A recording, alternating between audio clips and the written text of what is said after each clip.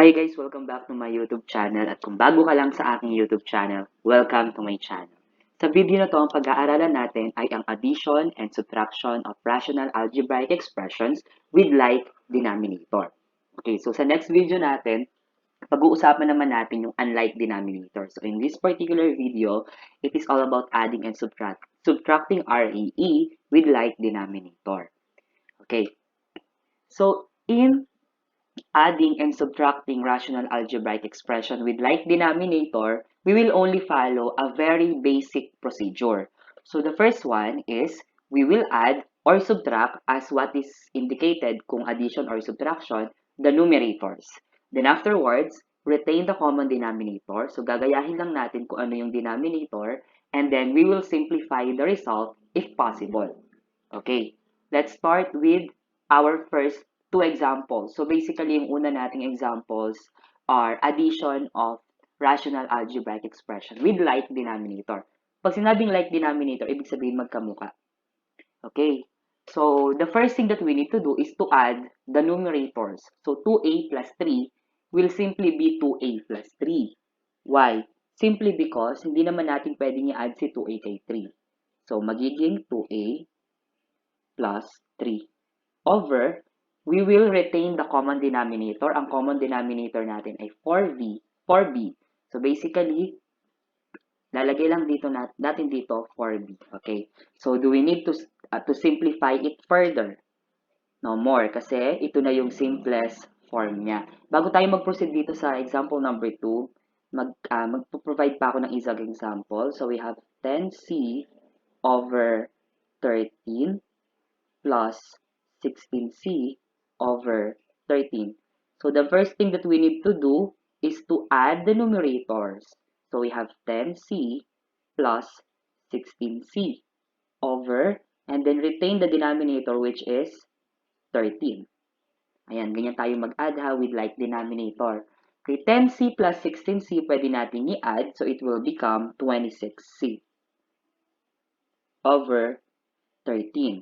Simplifying it further, pwede pa natin i-simplify. Why? Because si 26 may factor siya na 13 and 2. So 13 times 2c over 13. Cancel natin si 13. Our final answer will become 2c. So ganun tayo mag-add. Another example, we have 8d minus 3 all over 9 plus 4d plus 12 all over 9. So basically, add lang natin yung numerator. So 8d, ang ginagawa ko ganito, nilalagyan ko muna ng open and close parenthesis. So 8d minus 3 plus 4d plus 12. And then retain natin yung denominator, which is 9. Next, aalisin na natin ngayon yung parenthesis. So we have 8d minus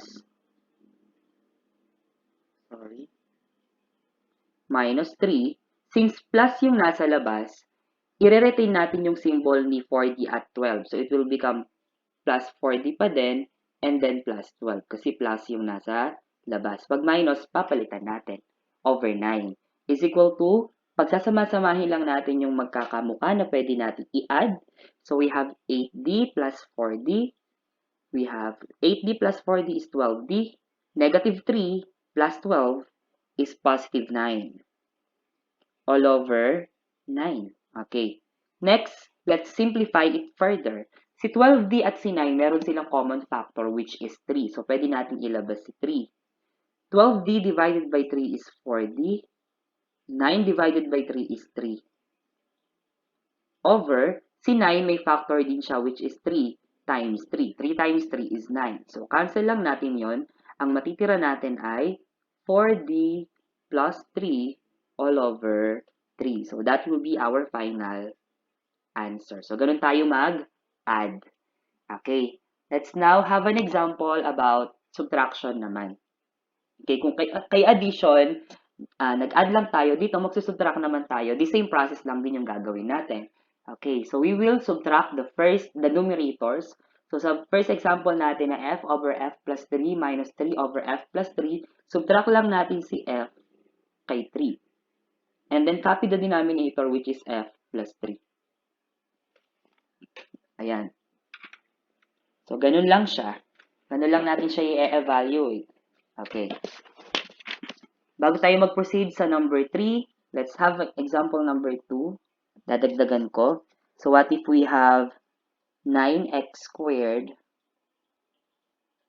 over 3x minus 5 minus 25 over 3x minus 5.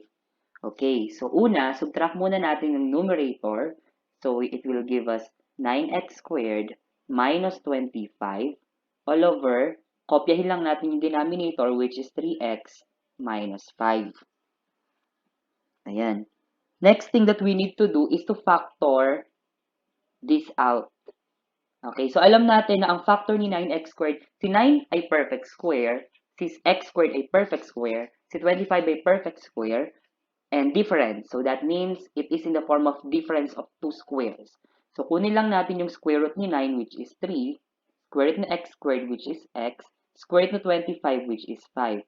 And then gayahin lang ulit natin. Plus, minus. Ayan. And then the denominator which is 3x minus 5. As you notice, meron na tayong magkamukhang quantity. Pwede natin i-cancel si 3x minus 5 and then si 3x minus 5. So our final answer is 3x plus 5. Ganun lang kasimple.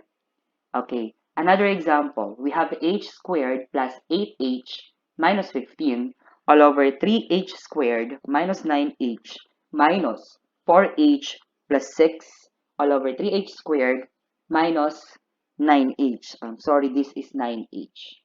This is 9. Ayan, 9h. Okay, so una, subtract muna natin yung numerator. So, ganito ginagawa ko dyan. H squared plus 8h, ginalagyan ko ng parenthesis, minus 4h plus 6 para hindi nakakalito. And then just copy the denominator which is 3h squared minus 9h. Next, i-evaluate na natin itong minus sign. So, alisin lang natin, wala namang negative sa labas. So, we have h squared plus 8h minus 15. So, since minus yung nasa labas, mapapalitan yung sign ng nasa loob. So, instead na plus 4h, it will become minus 4h. Instead na plus 6, it will become minus 6. All over 3h squared minus 9h.